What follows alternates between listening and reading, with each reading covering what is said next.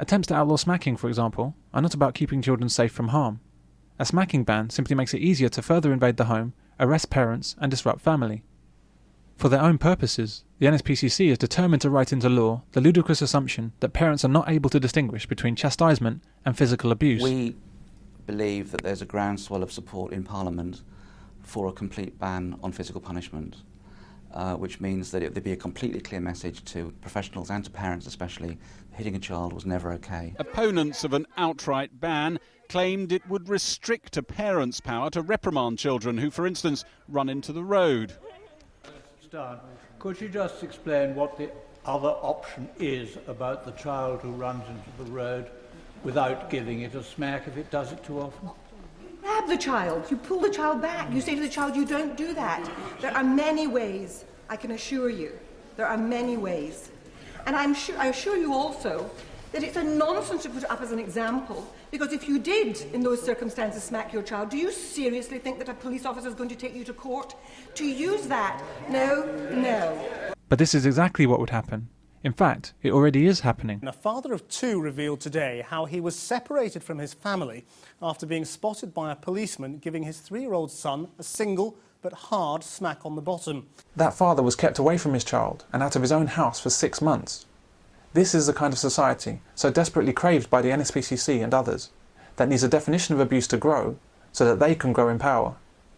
Well, the abuse industry maintains itself by categorising more behaviours, normal behaviours, as acts of abuse. So, for example, whereas 30 years ago the NSPCC was concerned with the killing and severe beating of children, it's now concerned with smacking children, shouting at children. It has even tried to suggest that 5-year-old boys who have an interest in 5-year-old girls are paedophiles. It's actually used those words. They're not my words, they're the NSPCC's words. You're a psychologist. Harlow's monkeys.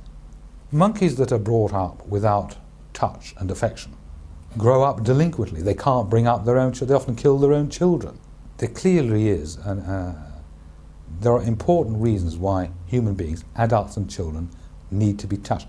And we know that it affects us. We know how powerful is touch as adults. It makes the world of difference.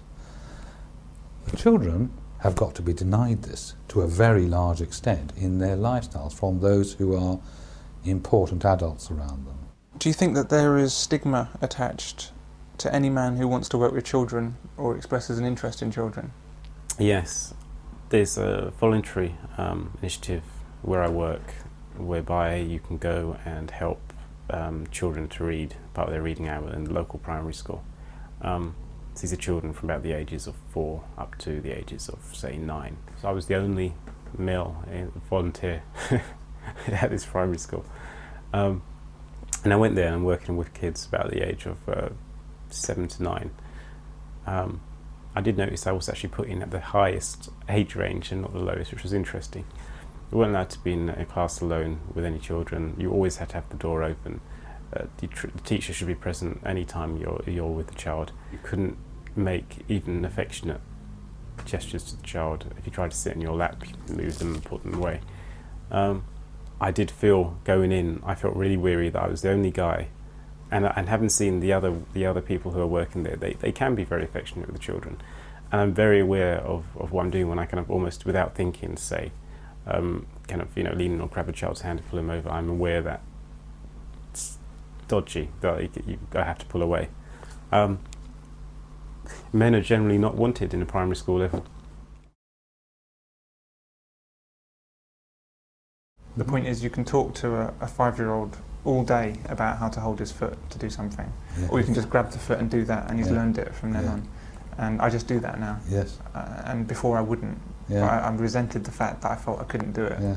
If you're a woman, you've had no problem. Precisely. It's outrageous. So I do it now, and no one's, I dare anyone to say I'm doing anything wrong. Well, I think what you're doing there is what you've described there, on the face of it, seems extremely trivial. But in reality has a big impact, not only for the way in which you teach and the effectiveness of your teaching, but with regard to how the child feels about you. Because a woman can do that, and so from the child's point, oh yes, women are warm and cuddly, but he doesn't. he's cold, he's distant, he's nasty. And that's how he grows up to see you. And you have to behave in this way. Why? Because of the feminists and because of the hysterics in the child abuse industry. These people have, in my view, caused enormous damage. These people, in my view, have caused enormous damage. And I have said on my website, I'll say it again, I'm sure you won't put this out, but I think the National Society for Prevention of Cruelty to Children has done more harm to our children than all the paedophiles in this country put together. I believe it. I think I can justify it. I think I can prove it to the extent that anything can be proved.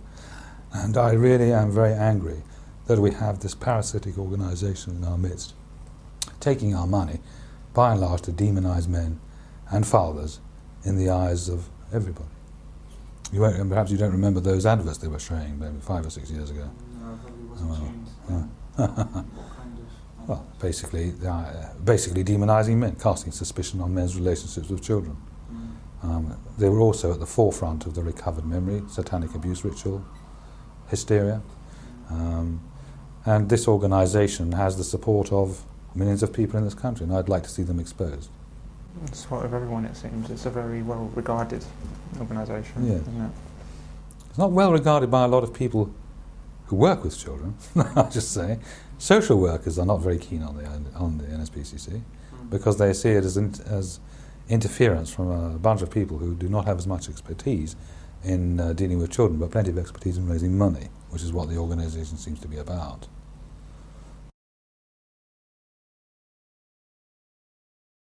It's not possible for the government to keep children safe, and neither is it possible for charities to keep children safe. The only institution that can keep children safe is the one that has a biological investment in the child, the family. Child abuse can only be reduced by keeping the father and mother together. It's that simple. There is no other solution.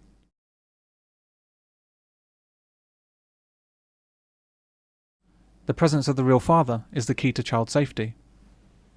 We don't need more government power. We need government support of family. We don't need parasitic entities like the NSPCC, the Child Support Agency, or Children's Commissioners. What we do need is simply what nature intended: dad, mum, and child.